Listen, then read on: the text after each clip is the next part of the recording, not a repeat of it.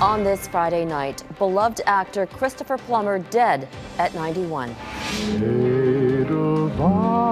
The world mourns a charismatic Canadian legend who impressed audiences from the stage and screen, curbing the spread of dangerous variants, how even tougher travel measures could be waiting in the wings. A black man wrongfully accused of attempted murder and the calls for an investigation, and drafted from the ICU. I still can't believe this is happening. The nurse who will kick off this year's Super Bowl. Global National with Donna Friesen. Reporting tonight, Robin Gill. Good evening and thank you for joining us. We begin with a tribute to a Canadian acting legend. Christopher Plummer has died at the age of 91. In our top story tonight, Mike Drolet looks back at the extraordinary career of a world-renowned actor who never forgot his roots. It's hard to remember a time when Christopher Plummer wasn't famous. At 24, he was a Broadway star, even if the play he was in opened and closed on the same night. To work mine ends upon their senses. It was but the beginning of a long love affair with the stage, where his name would become synonymous with Ontario's Stratford Festival. Of course, when Hollywood beckoned, he answered the call. Kill me, and they're yours. And after a few eye-catching roles, he agreed to do a family film that he publicly derided for the rest of his life. Why do you stare at me that way? The Sound of Music won Oscars, but Plummer called it sentimental and gooey, and would only refer to it as that movie. Perhaps what irked him was the fact they dubbed over his singing voice. I don't want to talk about it. Oh, right, I'm so sorry. And you know that. He did love working opposite Julie Andrews. It was the character Captain Von Trapp that left him wanting. He demanded more substance to the role and worried he'd be remembered for mediocrity. Fräulein, were you this much trouble at the Abbey? Oh, much more, sir. As the great-grandson of former Prime Minister John Abbott, Plummer was born into privilege. He was raised in a Montreal suburb where he honed his skills as a concert pianist. Such talent, and while he never lacked for work, he struggled to find great roles as he got older. Then in the late 90s, he experienced a renaissance of sorts. He won a Tony Award on Broadway. He got rave reviews for The Insider. And in the film Beginners, he played a man who came out as openly gay in his 70s, for which he would become the oldest person to ever win an Oscar at the age of 82. You're only 2 years older than me, darling. Where have you been all my life? He'd receive another nomination 7 years later and stayed busy until his death. He never lost this allure. He never lost this sense of being something very rare and precious. So everyone wanted to work with Christopher Plummer. There was no one like him. His last project was the second season of Departure, which will air later this year. What are you trying to say? However brusque at times, he had a charm to him. And Stephen Russell, who acted with him in New York and Stratford, says Plummer was one of the most generous people he ever met. You never, ever forgot that Chris Plummer was a human being first and a star later. And even though he despised being associated with one of the biggest hits ever produced, Christopher Plummer is the greatest actor this country has ever produced. Plummer's place in the history of Canadian stage and screen is set. Mike Drolet, Global News, Toronto. There are too many tributes to list them all, but here's one more from one of Plummer's most notable co-stars, Julie Andrews. The world has lost a consummate actor today, and I have lost a cherished friend. I treasure the memories of our work together and all the humor and fun we shared through the years. Now to the COVID-19 pandemic and signs of progress in Canada's fight against the virus. According to the Federal Public Health Agency, in the last 2 weeks, the number of active cases across the country has dropped by 30%. And over the last 7 days, the average number of people in hospital with COVID-19 has dropped by more than 10%. At the same time, more cases of the highly contagious new variants are emerging. To date, at least 255 cases have been confirmed. And as Abigail Bimman reports, the slow vaccine rollout isn't helping. When their grandparents are going to be safe, when the vaccines are going to come. The Prime Minister acknowledges everyone's sick of the pandemic, but he wouldn't answer what Canada's recourse is if companies don't deliver vaccines on time. I speak almost every week with the CEOs of these vaccine companies, and they have assured me that they will meet their obligations, their contractual obligations, to deliver 6 million doses to Canadians by the end of March. Deliveries. A little more information from the procurement minister. The recourse, of course, is breach of contract. But she wouldn't say any more about confidential vaccine deals other than all of them are based on quarterly deliveries. Friday's questions about when vaccinations may end lockdowns or restrictions were left unanswered too. I'm reluctant to predict what a normal life or when that might happen is all about at this point. The country's top doctor says she's monitoring data to find out, including from other countries. Right now, it's a matter of just watch this space. Ottawa is also working on more travel restrictions. We're working hard to stand up additional testing requirements for land travel. But no one would say when the previously announced new rules, mandatory hotel quarantines for international travelers arriving in Canada by air, come into force. We'll be releasing the details of those new measures very shortly. 5 days, 10 days. Very shortly. The health minister says the National Advisory Committee on Immunization will release updated prioritization guidelines this month for the next phases of the vaccine rollout, when many more people are expected to get a shot in the spring and summer. Patty Haidu says in the meantime she expects Health Canada will approve more vaccines, but no word on exactly when. Abigail Bimman, Global News, Ottawa. The Canadian economy lost more than 200,000 jobs last month, largely because of the pandemic. That pushed the unemployment rate up to 9.4%. That's the highest it's been since August. The job losses were concentrated in the retail and services sectors in Ontario and Quebec. Both provinces imposed strict COVID-19 restrictions, forcing many businesses to close. Statistics Canada says the country is still 850,000 jobs short of employment levels recorded in February 2020, just before the pandemic hit Canada. New COVID-19 modeling in BC shows that province is on a downward trajectory. But Provincial Health Officer Dr. Bonnie Henry warns the situation could change in an instant, and extended restrictions on social gatherings and events with no end date in sight. Whether it's the Super Bowl this Sunday, Lunar New Year, Family Day, Valentine's Day, it's an important opportunity for us to either allow the virus to spread or to slow it down even more. The province is ramping up genome sequencing to monitor how fast new strains are spreading. 28 cases of the variants have been detected in BC. The resort town of Whistler has become one of BC's COVID-19 hotspots. The community recorded 547 cases of the virus last month. That's more than double the cases Whistler recorded in all of 2020. The majority of infections involve young adults who live, work, and socialize together. The federal government says Canada could receive about 500,000 doses of the Oxford-AstraZeneca vaccine before the end of March. The shipment is part of the global COVAX initiative and depends on regulatory approval in Canada, which could happen next week. Some countries are imposing age restrictions on that vaccine, even though new data shows it's safe. Our Europe Bureau Chief Crystal Goomansingh explains. The fog around vaccine safety is starting to lift as more people are inoculated. My grandparents have had it now.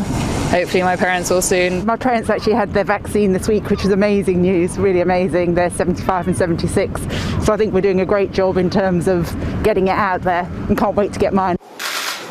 In the month that followed that very first jab, 7 million shots were given, with 22,820 reports of side effects. Nearly all were what regulators call minor and short-lasting issues, such as headaches, chills, and sore arms. The majority of the shots given during that time were the Pfizer-BioNTech vaccine, but AstraZeneca was in the mix. And that shot is drawing a lot of attention. Spain has opted not to give the AstraZeneca vaccine to those over the age of 65. Age restrictions or cautions have also been issued by other officials, including those in Belgium, France, Germany, Poland, and Italy. Just like Britain's regulator, the European Medicines Agency granted AstraZeneca approval for everyone over the age of 18. Still, some nations are concerned because only 6% of trial participants were over the age of 65. Dr. Samir Sinha says the vaccines on the market all offer protection. People will be supported, to make sure that they're getting the best possible vaccine that's available, and that would work best for them. The AstraZeneca vaccine has an overall efficacy around 62%, and there's no suggestion of a lack of protection for older individuals. A study is underway in the UK involving 2,000 people over the age of 55, and results are expected soon. Crystal Goomansingh, Global News, London. Demands for an independent investigation are growing tonight after a black man was held in a Montreal jail for 6 nights before all charges were dropped. Mamadi Farah Kamara, a 31-year-old PhD student, was pulled over during a routine traffic stop. He was charged with attempted murder, accused of disarming and injuring a police officer. Today, the Prime Minister was asked if he thought this was an example of systemic racism and if an independent inquiry should take place. I know the responsible authorities are very aware of the pressure that will be on them to figure out exactly what went wrong and to fully answer the questions of friends and family and citizens who are extremely worried about this troubling incident. Montreal's police chief insists Kamara's arrest was not a case of racial discrimination, but based on the evidence investigators had at the time. Another person at the scene is now the focus of the investigation. Global News has learned the Dutch man accused of extorting a BC teenager online has been extradited to Canada to face charges. Lawyers for Aiden Coban confirmed the 42-year-old was transferred to BC in December. He's accused of tormenting Amanda Todd before the 15-year-old took her own life in October 2012. The case sparked an international conversation about cyberbullying. The Rideau Hall intruder faces a judge. Coming up, how he answered to the numerous charges against him.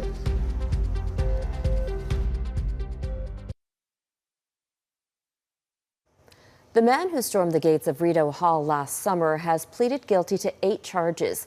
Corey Huron, a military reservist, appeared in court today. He was originally facing 21 weapons charges and 1 of threatening the Prime Minister. On July 2nd, he rammed his pickup truck through a gate at Rideau Hall and headed for Trudeau's home. Police were able to arrest Huron peacefully. He will be sentenced later this month. Canadian fashion mogul Peter Nygaard has been denied bail. The judge is concerned about his history of not showing up to court and allegations he is getting employees to tamper with evidence. Nygaard, who's been in jail since December, appeared via video link in a Winnipeg courtroom today. The 79-year-old is accused of sexually assaulting dozens of women over a 25-year period. He faces possible extradition to the U.S. on charges of sex trafficking and racketeering. For the first time, the Prime Minister is responding to questions about allegations involving Canada's former top soldier. 2 investigations are now underway after Global News reported General Jonathan Vance allegedly had an ongoing relationship with a woman he significantly outranked, and that he made a sexual comment to a second, much younger soldier. As our chief political correspondent David Akin reports, Trudeau insists the process put in place to address those allegations will be followed. One of the hallmark initiatives of Jonathan Vance's tenure as Canada's Chief of the Defence Staff was rooting out sexual misconduct in the Canadian Forces. It was an initiative that neatly dovetailed with Prime Minister Justin Trudeau's focus on women and gender equality. But now, with Vance facing his own allegations of sexual misconduct, Trudeau expects the processes Vance himself helped put in place will be followed. We take all of these allegations or any allegations around misconduct or harassment extremely seriously, which is why we've strengthened the processes in place in government, and every step of the way we follow those processes to the letter. That process includes an independent examination and an investigation by the military. And those military investigators will have the authority to go where they wish, says this military lawyer. The Canadian Forces National Investigation Service, and to an extent the military police writ large, have a degree of independence, and it's particularly investigative independence. But regardless of the military investigation, there will be lingering political questions, particularly since sources have told Global News that the military ombudsman flagged some issues about Vance to Trudeau's top advisors in 2018. This doesn't stop with General Vance. What people are going to be just as concerned about is what the various governmental decision makers knew, when they knew it, and why they did or did not take certain action. Trudeau, Friday, seemed to say his government has acted appropriately. From the very beginning, this government has made it very, very clear that everyone in this country, particularly working for the government, particularly working for the Canadian Armed Forces, deserves a safe and secure work environment free from any harassment. As for Vance, he denies the allegations that he ever acted inappropriately towards female subordinates. Robin? David Akin in Ottawa. Thanks, David.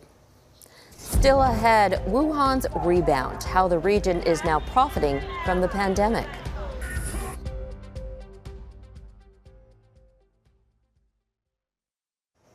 Exactly 1 year ago, the city of Wuhan, China was under an unprecedented lockdown to contain a mysterious new virus.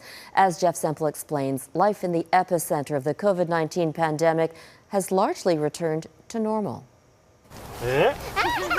Lately, Bin Jiang has been feeling homesick. The Calgary father grew up in Wuhan, China. He was visiting his parents there last year when the city became ground zero for COVID-19. It was scary. I've never seen the city like that. Ottawa even sent a plane to rescue Canadians trapped inside, including Jiang's family. I was happier than winning a lottery. But 1 year later, that pandemic script has flipped. Wuhan is roaring back to life, back to school and work, still wearing masks but breathing easier, knowing there hasn't been a confirmed case of COVID-19 since last spring. Jiang even considered taking his family back to Wuhan. Because, it would be safer for our kids, safer for us. China's economy is also recovering, driven by manufacturing and an unprecedented demand for PPE. 95% of Canada's imported face masks last year came from China, even while some local manufacturers sat on the sidelines. When the pandemic's first wave crashed into Canada, this BC-based manufacturer pivoted to produce medical masks. We were getting contacts from all sorts of different people requesting having different types of PPE. But company president Mark Rose says after 6 months, their masks remain in the warehouse, caught in red tape. The U.S. government agency that certifies N95 masks is dealing with a backlog. And without that certification, Rose says they've struggled to sell to local health authorities. Our products are collecting dust on the shelves. We just can't get these to market. And the government seems to be buying materials from other markets. Other markets like China. Last year, Canada bought $1.5 billion worth of Chinese face masks, millions of which were later recalled over safety concerns. But those pandemic purchases helped to fuel a record-breaking trade surplus for China, the only major economy that actually grew last year. The country where the pandemic appears to have started is now profiting from it. Jeff Semple, Global News, Toronto. Up next, from the front line to the yard line, the super nurse drafted by the NFL.